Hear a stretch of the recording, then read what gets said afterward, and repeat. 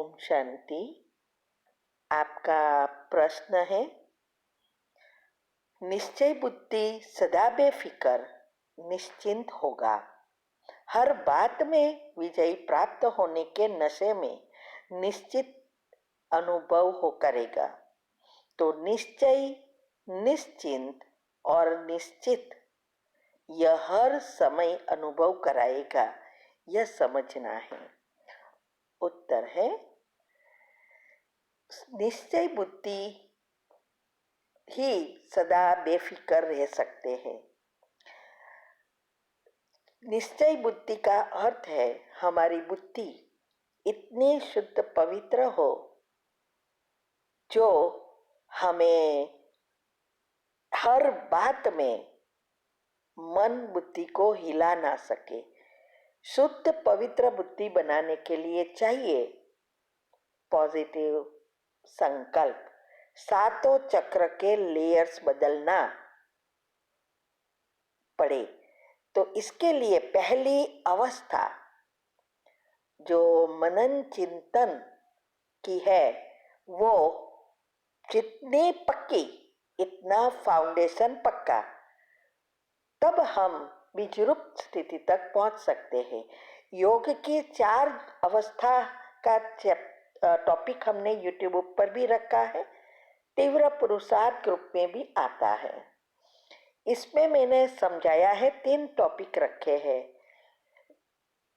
वो समझाया है कि ये 4 अवस्था है क्या, और संचित कर्म भस्म करने के लिए जो चौथी अवस्था बीजरूप है, उस तक पहुंचने के लिए आधार है पहली अवस्था, और कैसे उसमें जा सकते हैं, पहली अवस्था पक्की बना सके, उसकी विधि भी हमने बताई है।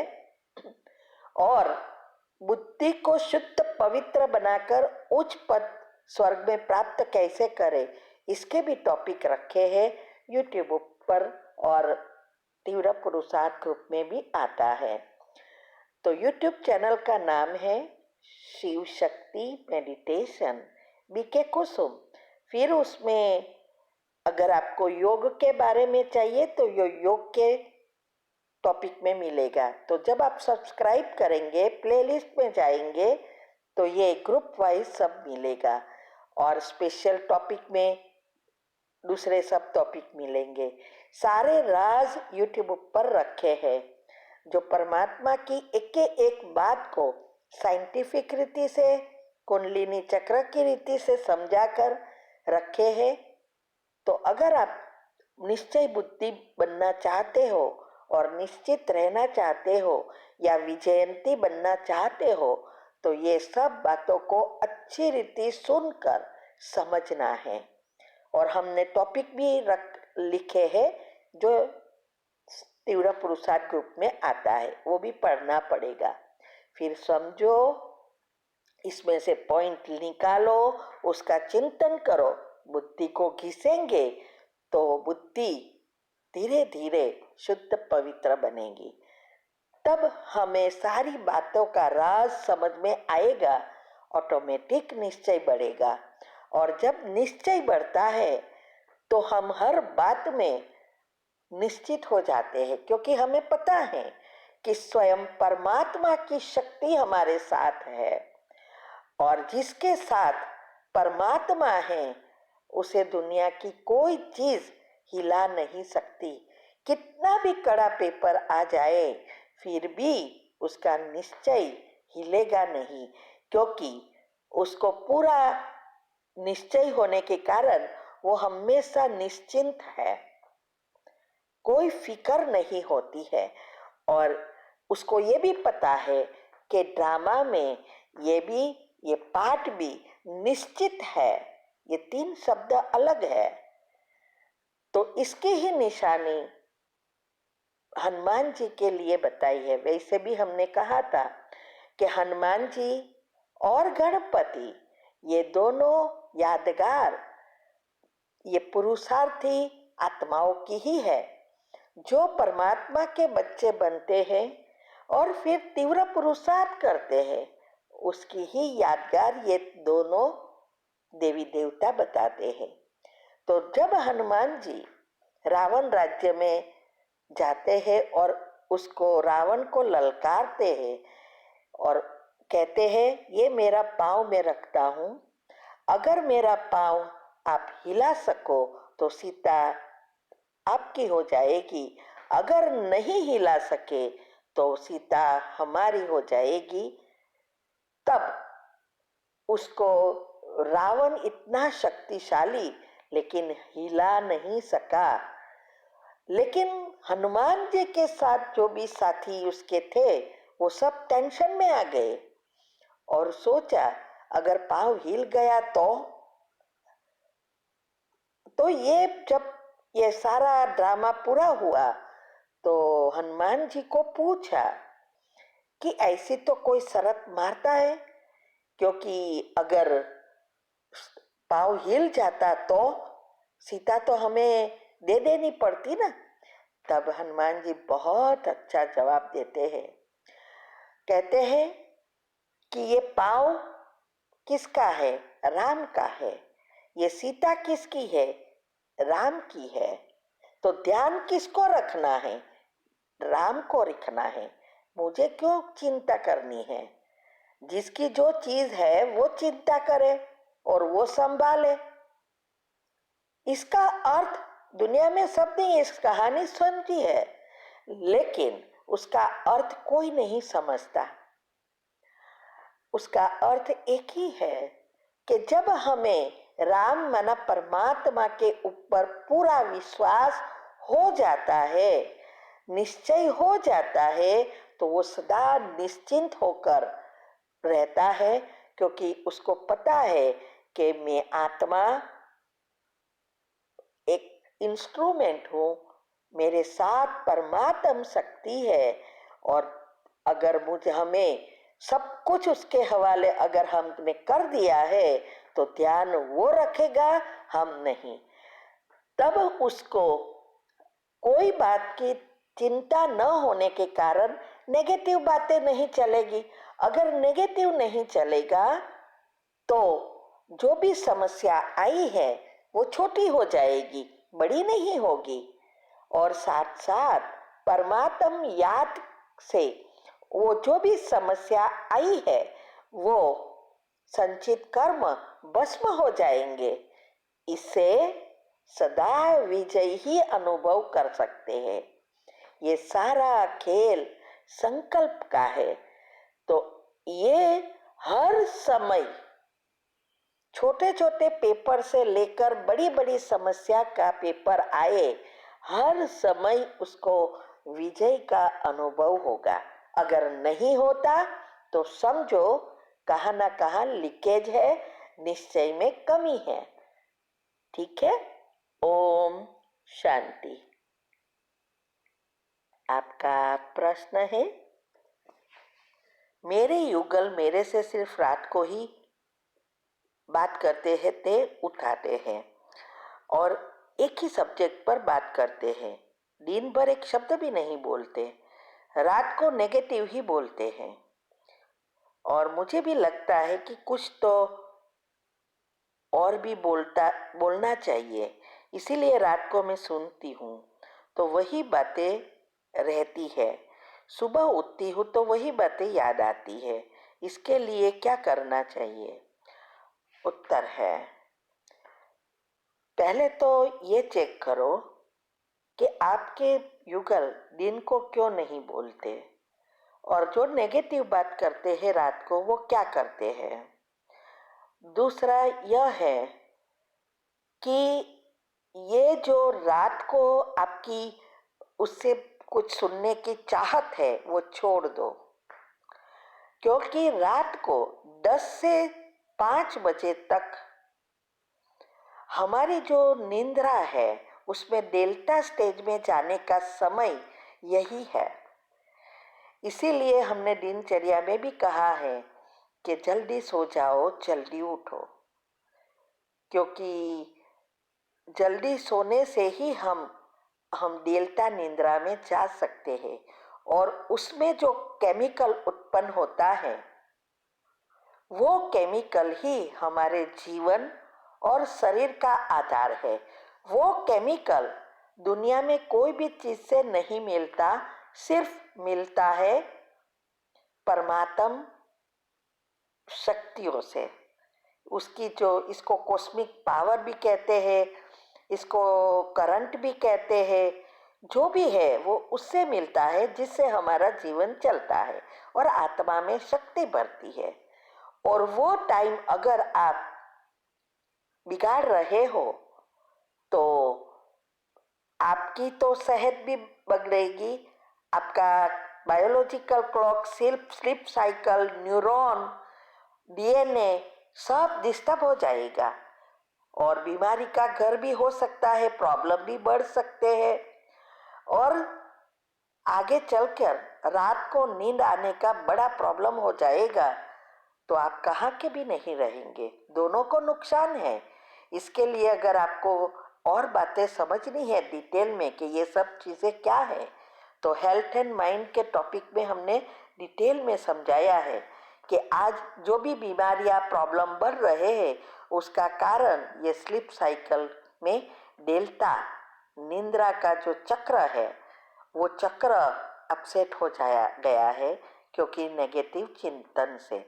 उसको फिर रिसेट करने से ही हमारी सारी सिस्टम रिसेट हो जाती है और इसके लिए ही हमने दिनचर्या मनचर्या का ग्रुप खोला है और उसमें वो जितना सेट होगा उतना ये सारी सिस्टम रिसेट हो जाएगी। तो ये पहले तो बंद करो और रात को उठो ही नहीं और उसको कहो मुझे रात को डिस्टर्ब नहीं करो, कोई बहाना निकालो। अभी आपकी घर की सिचुएशन कैसी है इस अनुसार, लेकिन ये दोनों को ही नुकसान है और ये बातें नेचुरल याद आएगी, क्योंकि रात को तो सारा वातावरण शांत है और मन भी शांत है। सबकॉन्शियस माइंड खुला है क्योंकि आप नींद से जगे हो, तो वो डायरेक्ट पहुंच जाएगा आपका सबकॉन्शियस माइंड में, तो वही चिंतन चलता रहेगा। इसीलिए ये पहले चेक करो और चेंज करो। अदरवाइज पुरुषार्थ कर रहे हैं वो तो उसमें तो नुकसान है ही, लेकिन इस जीवन में भी बहुत बड़ा नुकसान है। इससे घर का वातावरण भी बिगड़ता है, बच्चे हो तो बच्चों पर भी असर होती है, बहुत कुछ होता है। ठीक है। ओम शांति। ओम शांति। आपका प्रश्न है, ऑडियो में आप कहते हो सूक्ष्म पाप और कड़े पाप बोलते हो, पाप की डेफिनेशन बाबा के ज्ञान में क्या है? वो दोनों पाप की लिस्ट मिलेगी क्या? पाप को खत्म करने के लिए कितना योग करना पड़े? उत्तर है, देखो आज तक कोई नहीं कह सकता कि हमारे अंदर कितने पाप कर्म है और कितने पुण्य है। वो तो जब बाहर आएगा तभी पता चलेगा। तो कितना योग करना पड़े ये तो कहना मुश्किल है। ये तो आप अभी तक हम कर रहे हैं, दादिया ने कितना योग किया, सोचो, ये बहुत सूक्ष्म बात है। और फिर नए भी हम क्या सोच रहे हैं, उससे नए लेयर्स बन रहे हैं, जो पदम गुना बन रहे हैं, बहुत कुछ इसमें समाया हुए। तो पहले तो मैं ये कहूंगी, आप कर्म की गुह्य गति और अंदर की सारी सिस्टम, कुंडलिनी चक्र, सब बातें हमने यूट्यूब पर रखी है, आप वो सुनना शुरू करो, तभी आपको ये बातें समझ में आएगी। तो ये दूसरा, कोई ऐसी लिस्ट नहीं है कि ये सूक्ष्म पाप है, इतने इतने के करोड़ों पाप है। कौन सी लिस्ट मांग रहे हो आप? हा? और कड़े पाप का अर्थ यह है कि कोई भी जो पाप कर्म है वो हमने सोच सोच सोच कर उसको प्रैक्टिकल में करके दूसरों को दुख दिया है और दिखाई दिया है और उससे कई आत्माएं इफेक्ट होती है, वो कड़े ते कड़े पाप हो जाते हैं। वो हमने ये समझा है, ये कुंडलिनी चक्र सब को समझकर वो कड़े पाप है। और दूसरे सूक्ष्म पाप ना अभी हमने विचार किए हैं, लेकिन लेकिन वो पककर तैयार नहीं हुए हैं, वो सूक्ष्म है। वो जब तैयार हो जाते हैं और प्रैक्टिकल में आ जाते हैं तो उसके कर्म की भोगना अलग है। वो सब हमने कर्म की गुह्य गति में बहुत डिटेल में आध्यात्मिकता से समझाया है, तो आप वो सुन सकते हैं। और ये सब कुछ हमारे जो भी टॉपिक है वो सब बाबा के ज्ञान से ही जुड़ा है, तो आप वो सुनना शुरू करो। ओके, ओम शांति। आपका प्रश्न है, अपनी स्मृति, वृत्ति और दृष्टि को अलौकिक बनाने वाले सर्व आकर्षणों से मुक्त भव। उत्तर है, देखो, सारा पुरुषार्थ यही है, स्मृति को बदलना। अभी स्मृति कैसे बनती है, ये हेल्थ एंड माइंड के टॉपिक में रखा है कि मन 3 द्वारा काम करता है, TEAM। T माना थॉट, E माना इमोशंस, भावना, A माना एटीट्यूड, वृत्ति, और M माना मेमोरी, स्मृति। और वो स्मृति से ही विचारों की उत्पत्ति होती रहती है जो हमारे कंट्रोल में नहीं रहती। तो अगर हमें स्मृति को बदलना है तो हमारे विचारों को बदलना पड़े। अभी अवगुण और विकारों से विचार आते रहते हैं, क्योंकि स्मृतियाँ हमारे जो 7 चक्र है उससे लेयर जो बने हैं वो इस बातों से लेयर, नेगेटिव लेयर बने हैं। अभी हमें स्मृति बदलना है तो गुणों का चिंतन करना है। वही विधि हमने सारी विधि बताई है, वो विधि को अपनाओ। तो जब हम ये विधि को अपनाएंगे, माना गुणों का चिंतन करेंगे, तो हमारी स्मृति बदल जाएगी। और स्मृति बदलने से हमारे विचारों की उत्पत्ति, हमारे संस्कार सब बदल जाएंगे, पॉजिटिव बन जाएंगे। तो सारा जो पुरुषार्थ है इसी बातों का है। और जब हमारी स्मृतियाँ बदलती है तो हमारे सारे चक्र के लेयर्स बदल जाते हैं, तो हमारे संचित कर्म भस्म हो जाते हैं। हम दुनिया की हर एक चीज से डिटैच हो जाते हैं, छोड़ नहीं देते। साधु संत की तरह छोड़ना नहीं है, सब यूज करना है। परमात्मा कहते हैं जो कुछ आपको मिला है वो उसका उपयोग करो, क्योंकि आपका भाग्य से मिला है। लेकिन उपयोग करते करते उस सभी बातों से डिटैच रहो। तो ये डिटैच रहना माना संपूर्ण संतुष्टता, सभी आकर्षणों से मुक्त। इसीलिए देखते हुए नहीं देखना, सुनते हुए नहीं सुनना, ये भी सारी धारणाएं हमने जो की है वो भी तीव्र पुरुषार्थ ग्रुप में सब कुछ आता है। तो दिनचर्या मनचर्या सेट करनी है, तीव्र पुरुषार्थ की बातों को फॉलो करना है, सब प्रश्न उत्तर सुनना है, टॉपिक लिखते हैं वो समझना है, बहुत सारी चीजें हैं। और YouTube पर उसकी विधि भी बताई है, वो विधि फॉलो करो, तब ये अवस्था बनेगी।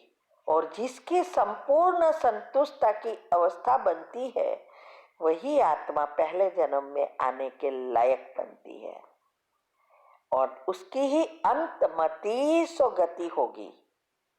ये सब बातें हमने YouTube पर रखी है, बहुत राज है।